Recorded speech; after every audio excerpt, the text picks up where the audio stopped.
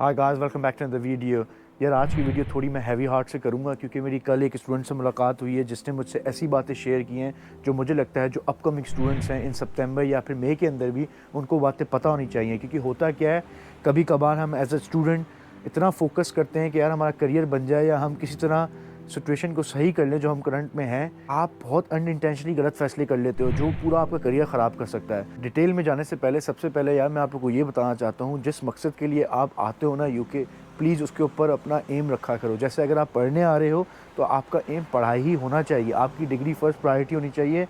पैसे भी होने चाहिए क्योंकि ज़ाहिर सी बात है आपने लोन लिया होगा बैक होम, बट आपकी पढ़ाई उसके ऊपर आनी चाहिए प्रायोरिटी के लिस्ट में।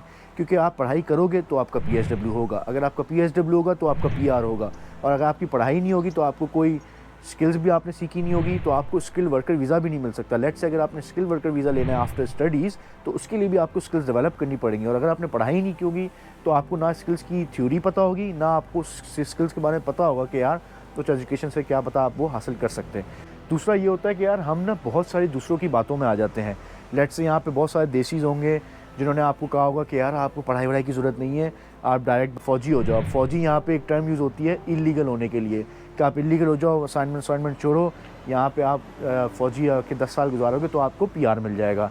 ऐसी स्टूपिड ये एडवाइस है जिससे आपका पूरा करियर तो ख़राब होगा ही होगा, लेकिन जो आपने सारी मेहनत की थी यहाँ आने के लिए वो भी ख़राब हो जाएगी और आप अपना पूरा स्टेटस ख़राब कर लोगे यूके के अंदर। क्या यूके के अंदर आप इंटरनेशनली भी कर लोगे, क्योंकि आप यहाँ से फिर कहीं बाहर नहीं जा सकते। एक बार आपके ऊपर छाप लग गई ना कि आप गलत तरीके से घुसे थे इस कंट्री में और गलत तरीके से रुक गए, तो आप कहीं भी और अप्लाई नहीं कर सकते हो। अब आप मुझे कहोगे ठीक है यार हारिस भाई, आप ये कह रहे हो कि इलीगल ना हो तो फिर हमारे पास और क्या ऑप्शंस हैं। आपके पास बहुत सारे ऑप्शंस हैं। सबसे पहले ना आपने देसियों की ना सुननी है यहाँ पे, क्योंकि देसी आपको यहाँ पे बहुत गलत एडवाइस करते हैं, स्पेशली वो देसी जो 10-15 साल पहले आए थे और यहाँ पे सेटल्ड हो गए हैं। मैं भी उन्हीं कैटेगरी में शायद आऊँगा, लेकिन मैं इस तरह नहीं हूँ यार। मेरा ये है कि अगर मेरे रिस्क में अल्लाह ने बरकत दी है, ऊपर वाले ने बरकत दी है, तो मैं आप लोगों को भी ऐसी चीज़ें बताऊँ जिससे आप भी आगे जा सको। अल्टीमेटली यार हम सब क्यों आते हैं यहाँ पे? इसलिए आते हैं कि हम अपनी फैमिली का बैक होम फ्यूचर अच्छा कर सकें। तो अगर मेरे किसी के कुछ बताने से कुछ अच्छा हो सकता है तो वाई नॉट। तो इसलिए बैक टू द टॉपिक, सबसे पहले देसियों की आपने नहीं सुननी, आपने अपनी रिसर्च खुद करनी है कि आपके पास क्या ऑप्शन है। अब देखें, स्टूडेंट वीज़ा पे आप आते हो, आपने पढ़ाई की, स्किल्स अपना एक्वायर की, नॉलेज बेस तक, फिर उसके बाद आपके पास एटलीस्ट ये नॉलेज तो होगी कि आप अगर इंटरव्यू पे जाओगे लेट्स से पीएसडब्ल्यू की जॉब के लिए भी, तो आप उनको बता सकते हो यार मैंने ये स्किल्स पढ़ी हैं और मैंने थोड़ा बहुत प्लेसमेंट जॉब्स भी की हुई हैं जहाँ मैंने अपनी स्किल्स एक्वायर की हैं। अगर आप पढ़ाई छोड़ के इलीगल हो जाओगे तो फिर तो आपका कोई चांस ही नहीं है ना। और दूसरा ऑप्शन ये भी है कि आपको स्किल वर्कर वीज़ा का भी पता होना चाहिए। स्किल वर्कर वीज़ा बेसिकली क्यों है? स्किल वर्कर वीज़ा इसलिए है यूके के अंदर क्योंकि बहुत सारी शॉर्टेजेस हैं यार स्किल्स की यहाँ पे यूके के अंदर। जब से ब्रेग्जिट हुआ है बहुत सारा गोरा वापस चले गया अपने यूरोपियन कंट्रीज़, तो यहाँ पे बहुत स्किल्स की शॉर्टेज है। आईटी हो गया, कंस्ट्रक्शन इंडस्ट्री हो गया, ऑटोमोबाइल इंडस्ट्री हो गया, बहुत सारी जॉब्स के लिए आप अप्लाई कर सकते हो। देखें यार, मैं कोई हवाओं में बातें नहीं करता। ये जो स्किल वर्कर वीज़ा का प्रोग्राम है ना, इसके बारे में मैंने एक डिटेल वीडियो बनाई हुई है कि आप किस तरह अप्लाई कर सकते हो और किस तरह आप एलिजिबल हो सकते हो उस क्राइटेरिया के अंदर।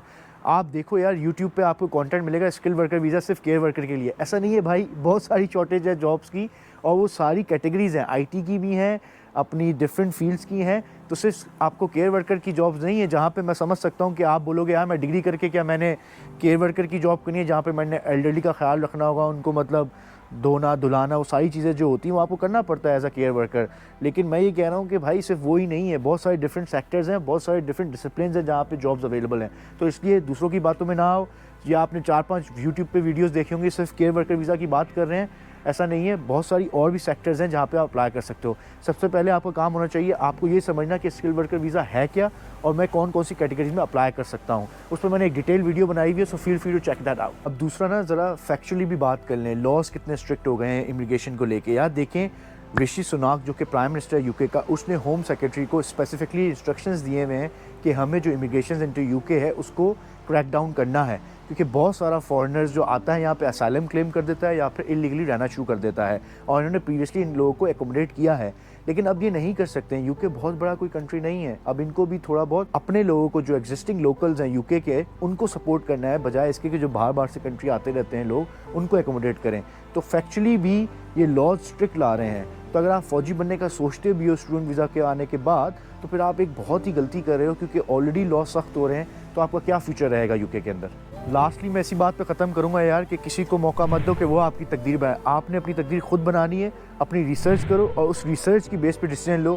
फिर ताकि आप बाद में ये ना बोल सको यार तीसरे बंदे ने गलत एडवाइस कर दिया, उसकी वजह से मैं आज इस पोजीशन में हूँ। हमेशा अपने फेलियर्स भी ओन करो और अपनी सक्सेसेस भी ओन करो। On that happy note I will see you on the next one. अल्लाह हाफ़िज़।